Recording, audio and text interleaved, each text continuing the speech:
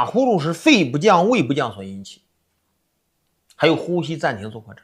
那么记住，打呼噜严重的人晚上少吃，别吃太多。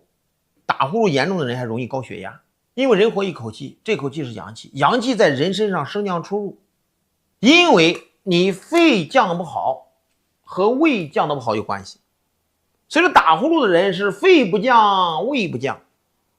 那么你晚上吃多了，胃降得不好，因为啥？你的食物都在胃里边，堵住了肺的降路，它打呼噜就会严重啊。所以说晚上要少吃点，然后呢，降肺降胃治其标，补脾补肾治其本。打呼噜的人一般都有肾虚和脾虚，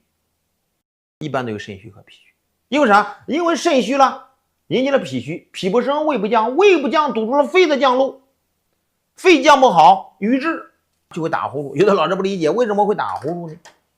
你见过没见过吹唢呐的？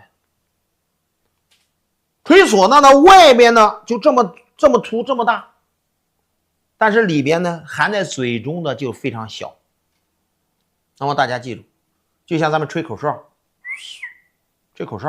那么你吹口哨如果张着嘴你累死你都吹不响，但是你只要闭着嘴露出一点小缝才能什么？才能把口哨吹出来，是一样的道理啊。吹唢呐也是。